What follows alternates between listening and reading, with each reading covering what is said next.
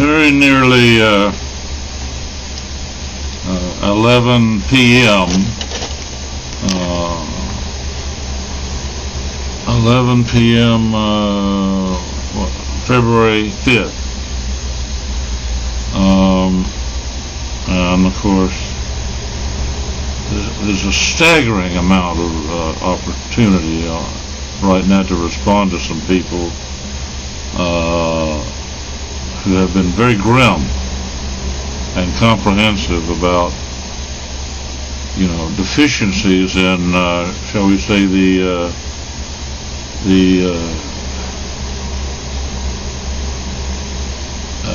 facts that people will evaluate. It's often said, you're entitled to your own opinion, but you're not entitled to your own facts. That's kind of complicated in a way.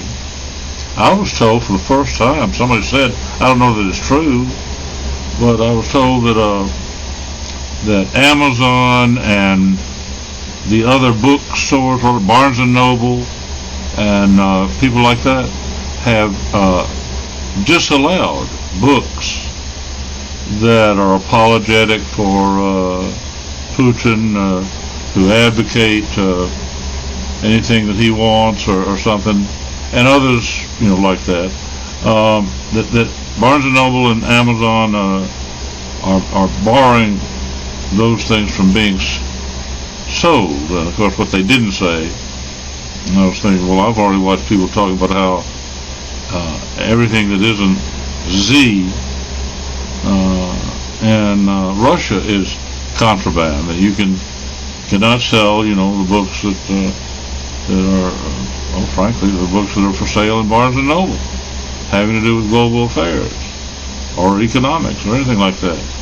Well, is that true? Is it true that the one mirrors the other, that there's complete censorship of stuff in Russia, and complete censorship of the other end of the argument in America, that Americans cannot read information on what Russians are being told? We're just told that Russia is getting bad information, but we don't get to look at it ourselves? Well, that's just terrible. If that's true, then what became of our free speech? Well, for one thing, our free speech is now essentially been tested. A very thorough test was the COVID business, which saw, penalties, very severe penalties, if you said the wrong thing or in the wrong place or did the wrong thing, having to do with assembly, freedom of assembly, and freedom of speech. And what they can do, what authorities can do, they can switch off your First Amendment rights in the name of public health. I told people a long time ago that I'll never spill the beans about what has made, people less interested in nuclear missiles and all of that. Of course, all of that is, all of that is doable, in fact, they are now so precise that a missile from anywhere in the United States to Moscow could hit within an error of about 100 meters, that whole flight. And that's not counting what could be done from a submarine that would be far closer. That's true throughout the world, and in terms of tactical, what they call tactical missiles, they're accurate within 50 feet. That kind of precision, paradoxically, has meant that nobody wants to start using that. We're getting mighty close because there are things that are fired out of a standard muzzle that actually are smart. They're not dumb projectiles. They actually can navigate in one thing or another. So that's getting damn close to, tactical missiles. We're not quite doing that yet anywhere, but there are those who want to do that. But even as bad as things have gotten in some places, nobody has crossed that line into tactical missiles, to say nothing of tactical nuclear missiles. But we could at any time, depending on a provincial situation where somebody feels, well, that's all I have, so that's what I'm going to use.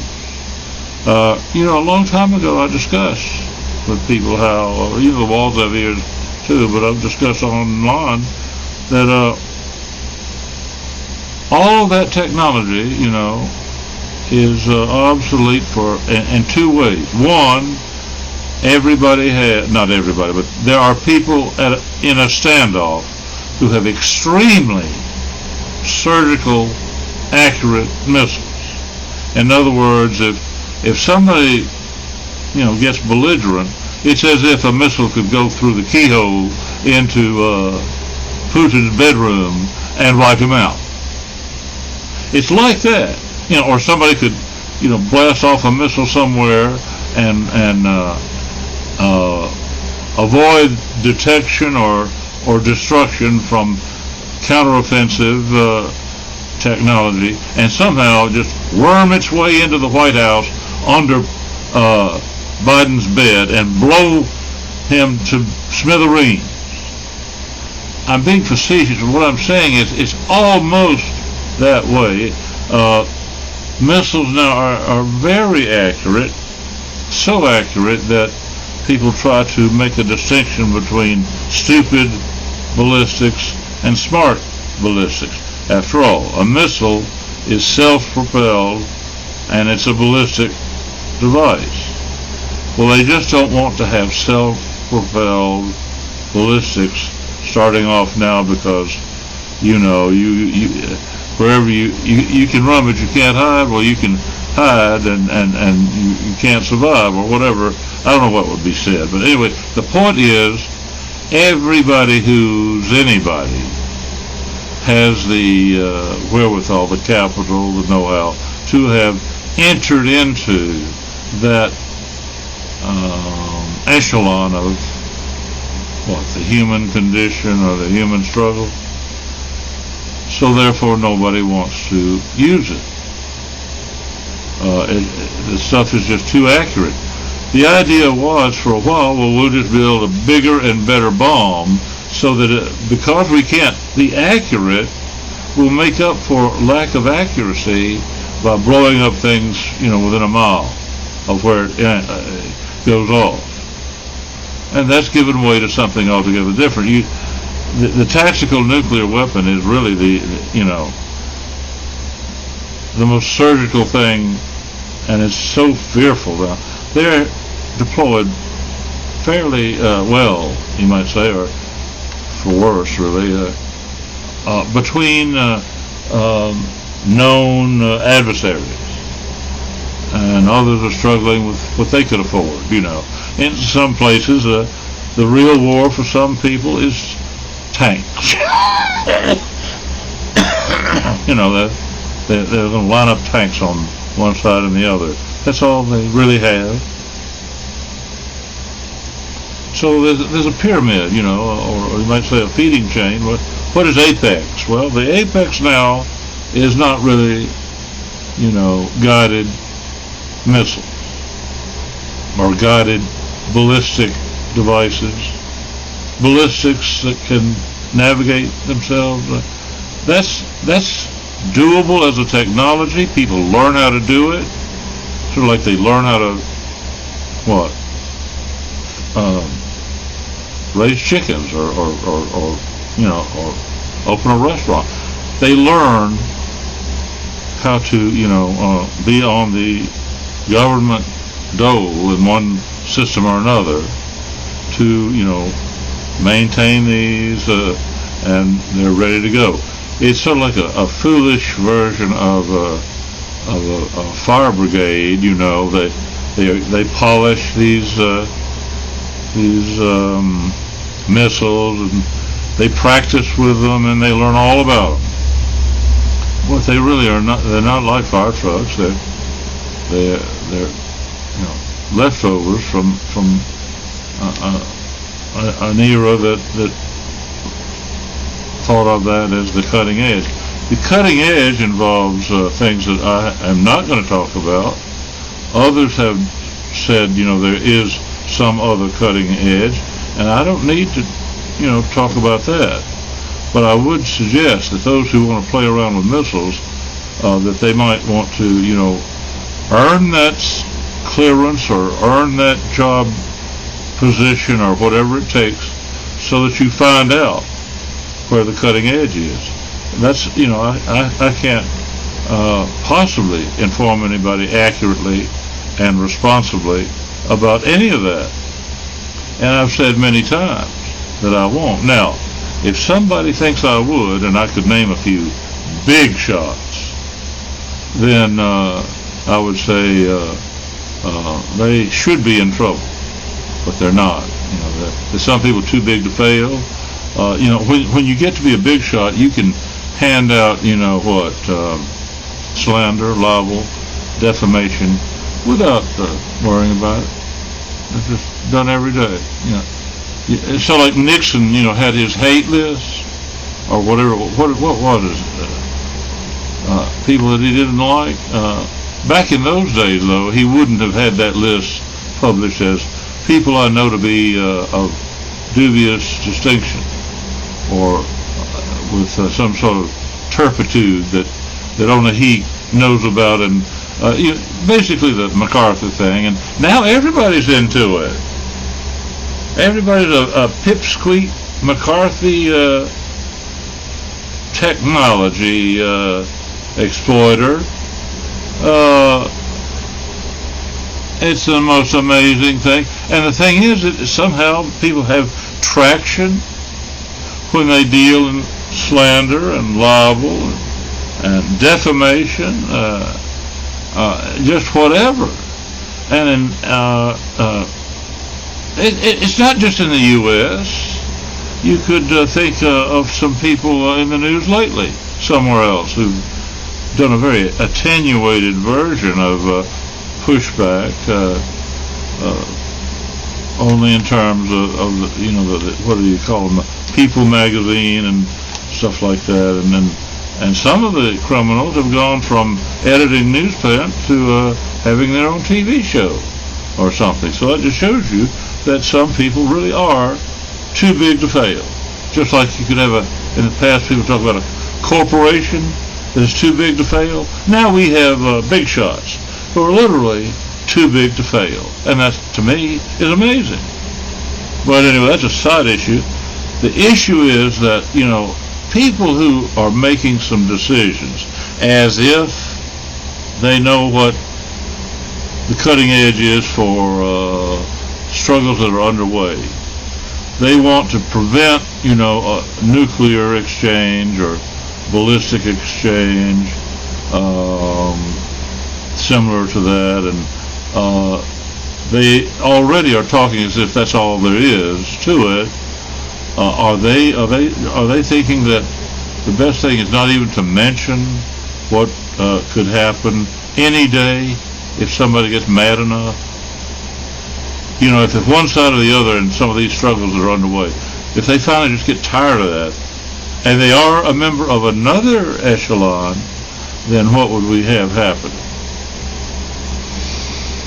Well, I just want to say, I don't know the answer to that, but other people should. They should, They should get clearances, and that's hard to do. But they should, It's a different world now from, when I was overseas, or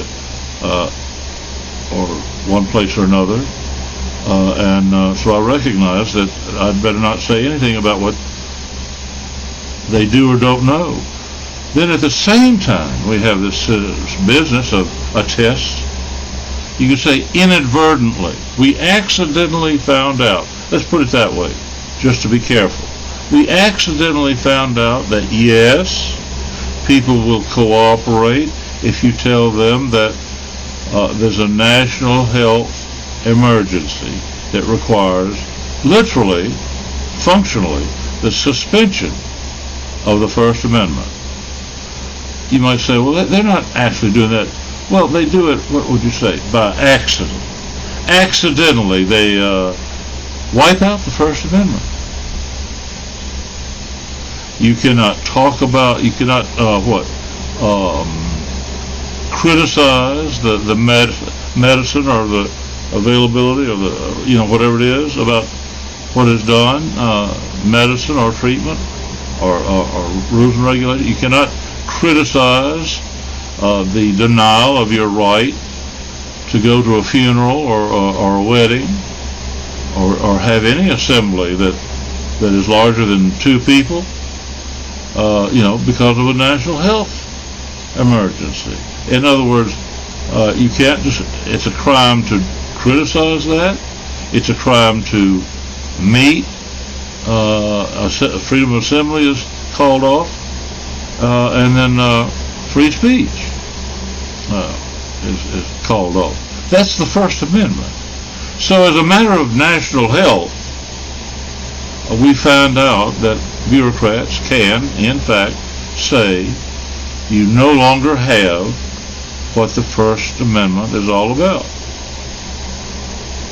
Now you would have what? The right to go online, and then Zuckerberg would determine whether to welcome you into his carefully maintained group where people are very peaceful. Well, I guess that's the effort. I don't know. Maybe you would be welcome in the new X place. People have said maybe. I don't know what would happen. Or maybe you would not be able to maybe there are these places I know that host your own website. You could have that, one thing, or YouTube or whatever. And some say, well, that's good enough. If you can't meet as you want to, you can't gather, and then you can't criticize the health department or any agency enforcing anything. Then they say it's enough to be able to speak your mind or say something online. But as anybody knows, I found out recently that we don't have free speech. So that worries me. I don't know of a remedy. I don't like how that dovetails with some of the state-of-the-art problems that some want to use.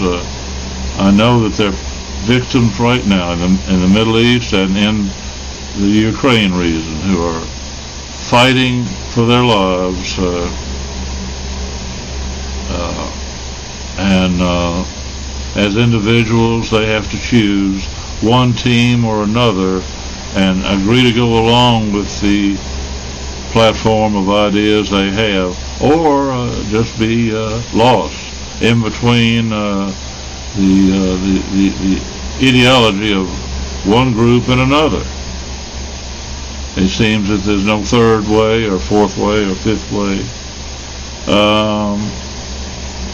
In fact, there's something similar on other issues. For example, the people in Scandinavia and in France and in China have already discovered that they can use cars with batteries that they can swap out much more easily than try to wire the whole country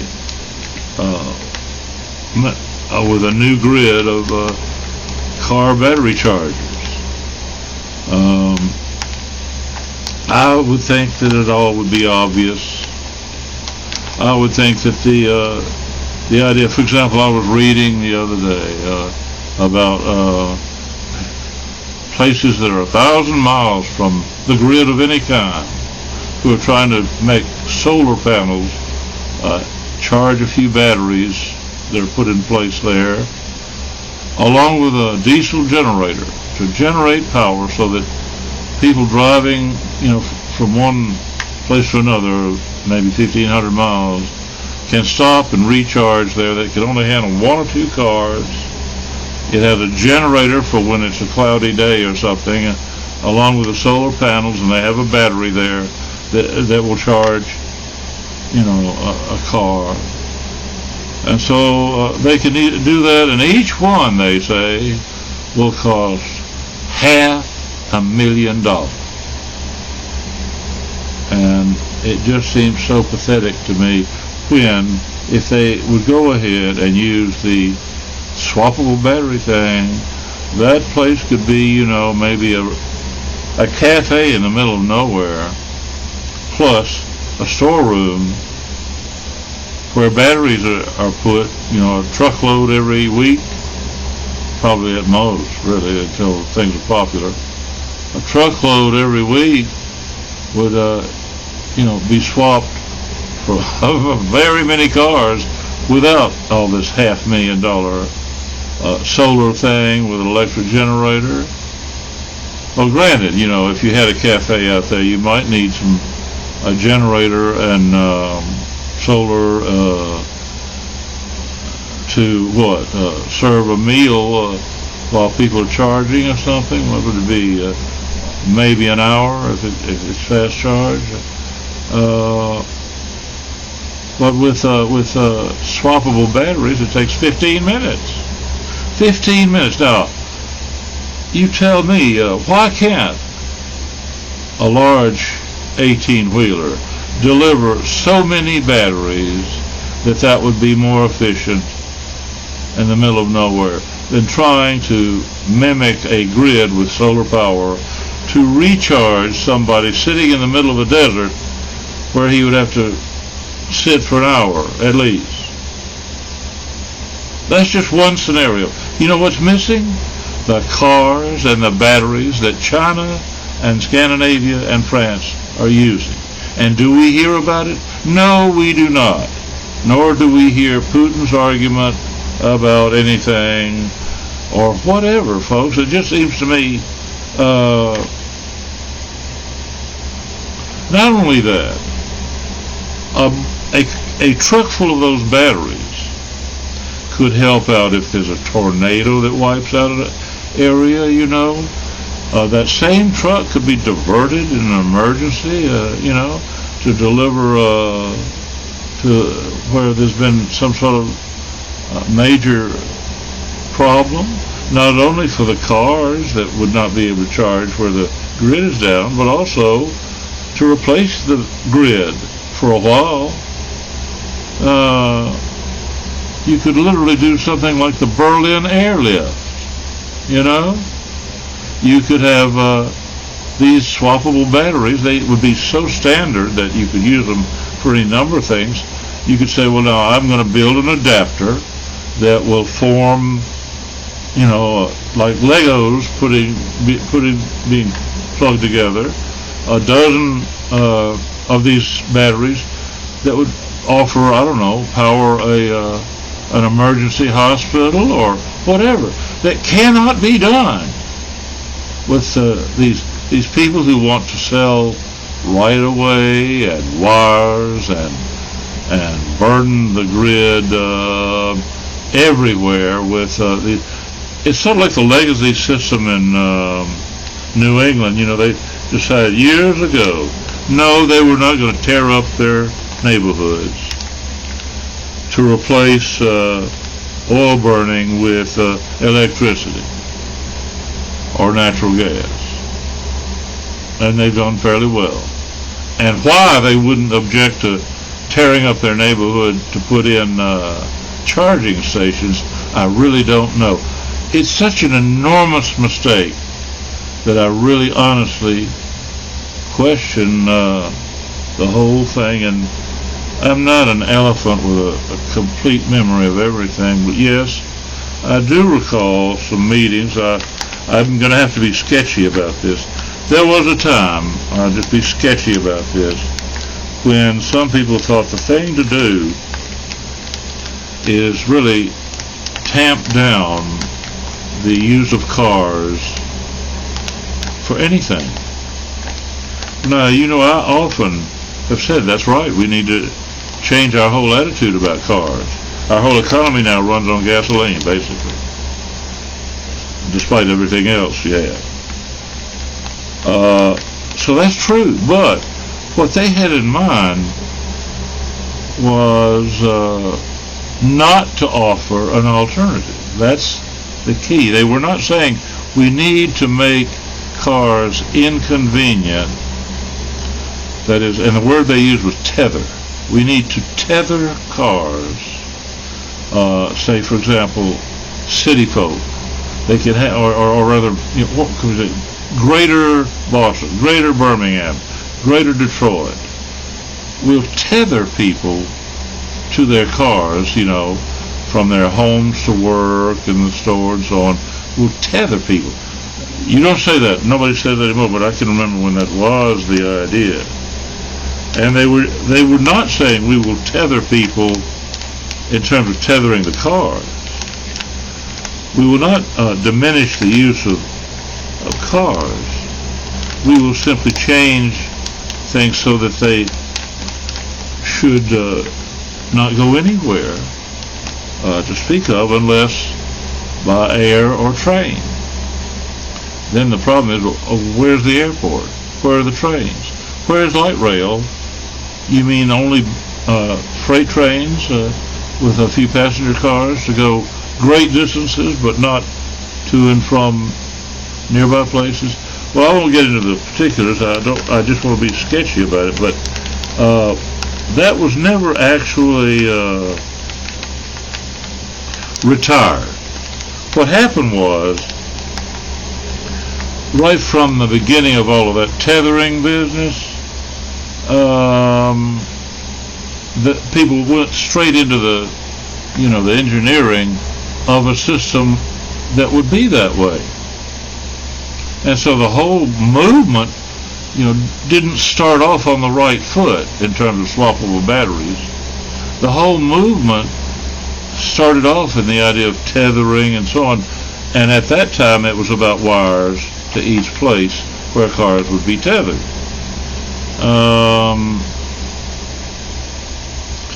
And then the struggle has been since, we'll just try to extend the range of the batteries in the cars until they themselves are enormous, and yet in 10 years you need a new one, and the whole damn mess.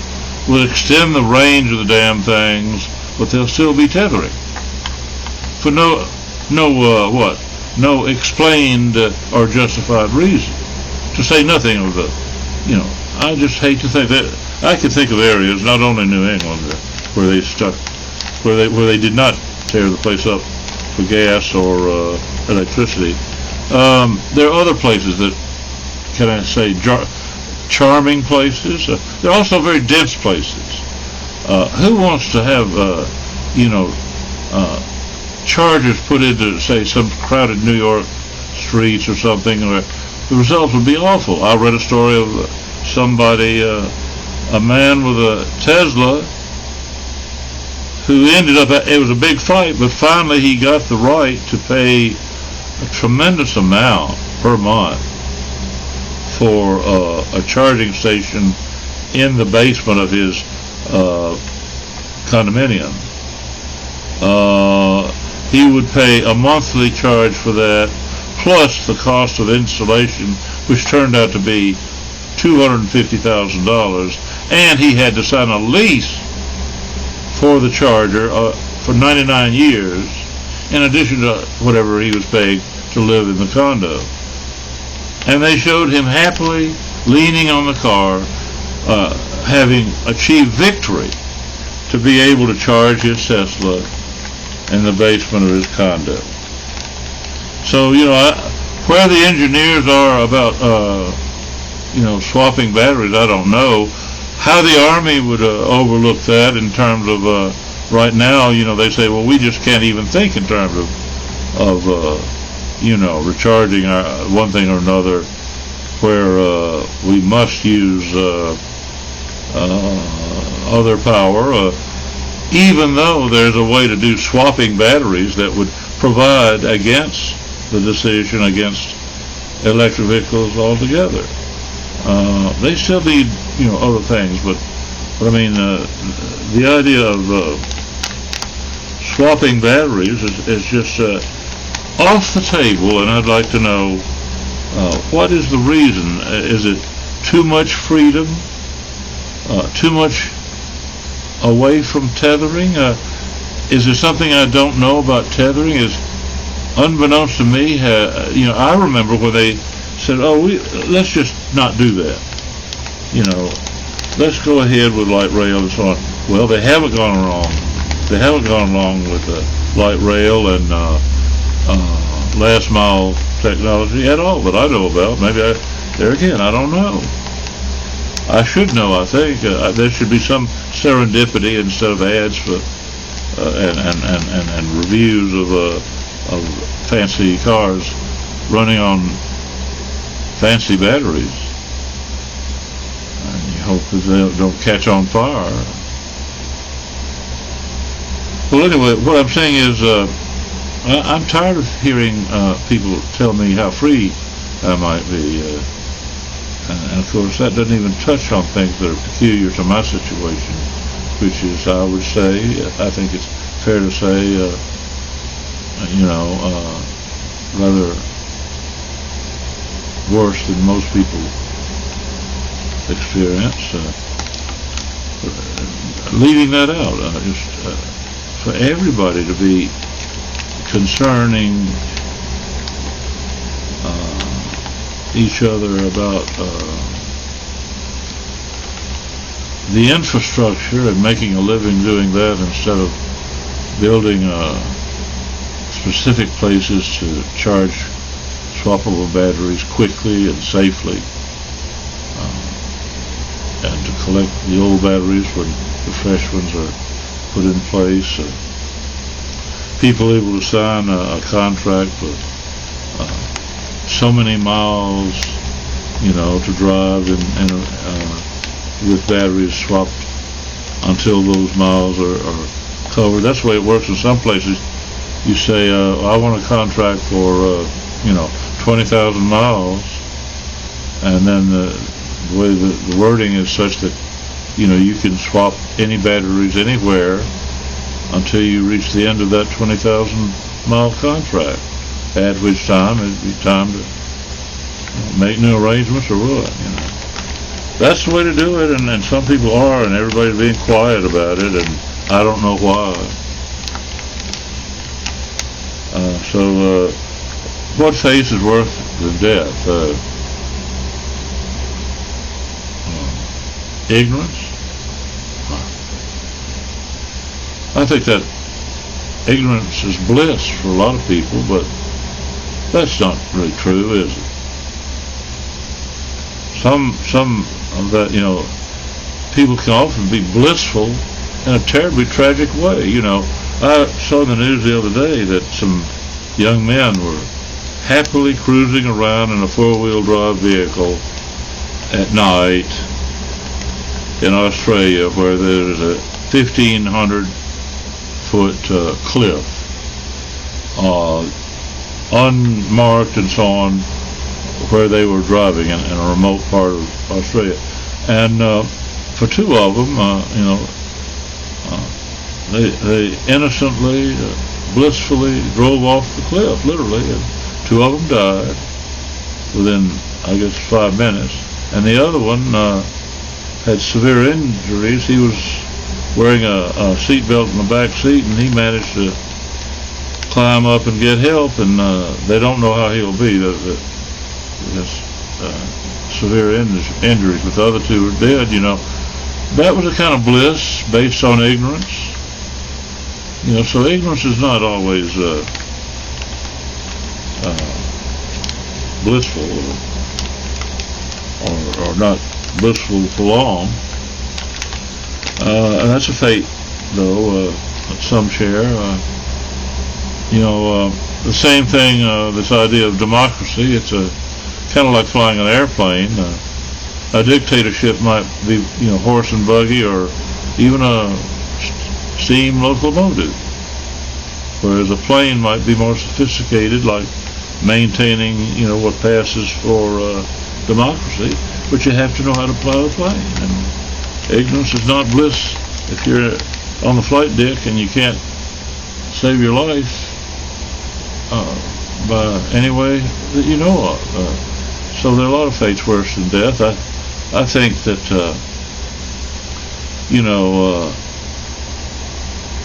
a fate worse than death, personal death, is not as bad as, for example, someone not knowing how to fly a plane, and so 500 people die. That's a little worse than just one death. But people do that all the time. Look at Hitler. He was mistaken about a lot of things. You can argue about the value of what he thought he was going to do, but basically he used hate and the illusion of progress to stay in power.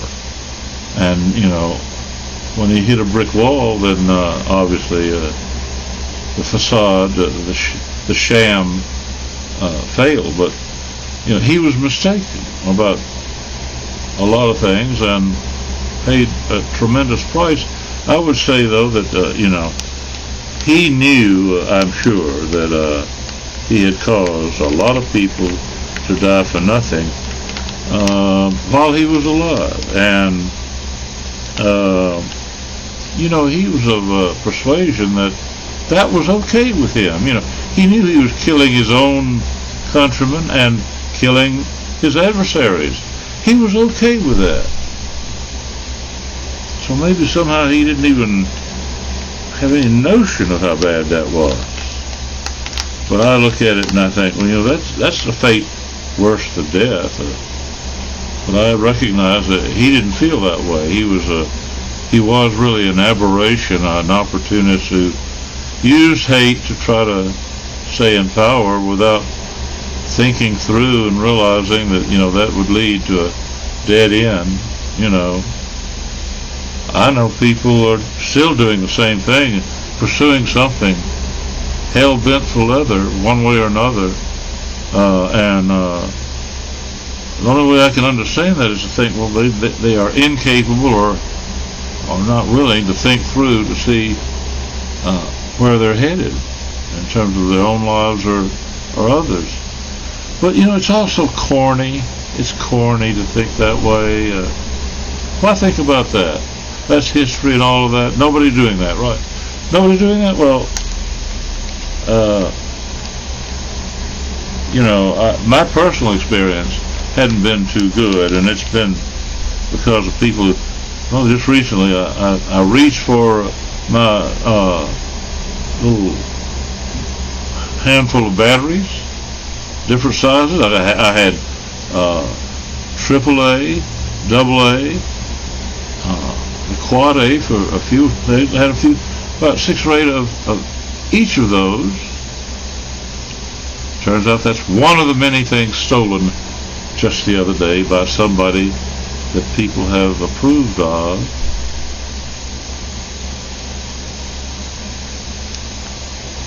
Which means they do not approve of me. And sure enough, people have picked up on that theme. And some of the logic is, watch me, I'm going to be the best martyr of all. And so someday I'll be doing you a favor by going along with Cleveland. Well, I've heard it all before. I've heard that, not with Cleveland, but people like that for over 60 years. Before that, it was not quite so sophisticated, but you could call me a skeptic, I'm skeptical about people who say, well, we just can't have swappable batteries. We can't have mobile vote. We can only have what people are complaining about. Well, I don't see why. It's something tacit, too, about this oven you see behind me. Dr. Teague, I was trying to remember that name earlier. Dr. Teague in Homewood said it's imperative to do better than what you've been doing. Well, I wonder, by replacing the oven they stole, am I expected to, I'll put it this way, I'm glad to just go ahead and buy the food that I need. I really have a craving for some spinach, even if it's canned spinach. I really do have a little craving for that in specific. And then there are other things that I can put in the microwave. What they took, though, was the crock pot, the George Foreman griddle, and the other oven. So that means they can't, they don't have to make sense. But anyway, I've got the refrigerator, the freezer, and then I have only one thing left here. This is 250 grams and 350 calories of rice, and all you do is cut a vent hole in this package and microwave it for 90 seconds. And that's going to have to do it for me. This is the last. Well, I do have a little bit of ice cream left in the freezer.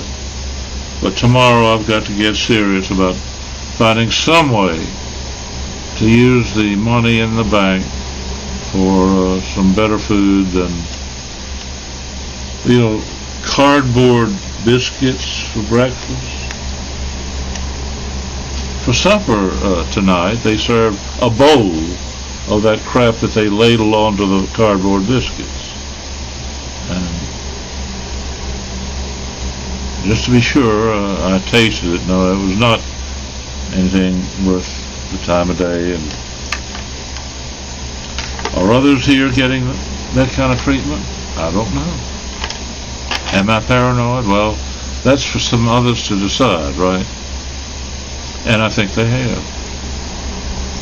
Well, anyway, good luck with all you people, people who study at MIT and Georgia Tech and all the rest, on the West Coast too, and around the world. You're going to tell me you can't build a system based on swappable batteries, for example, in Australia, or any number of places where, and instead of trying to do anything else, why not truck in fresh batteries, like you truck in water or something? No, you're going to string wires and sit around and charge batteries, and what you think it's good for the cafes? They'll have more business if everybody is required to stop and wait at least an hour? Or do you think that's safer?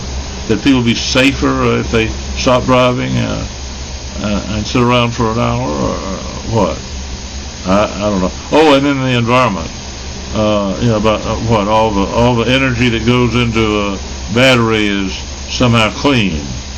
Never mind what the energy comes from. Let's hope it's something clean. People with clean minds who don't project their own self-worth or worthlessness onto others. But I'm not too concerned. I'm sort of like other people. At 77, my agenda isn't much, but I don't want to be, treated like an animal. That would be worse than death.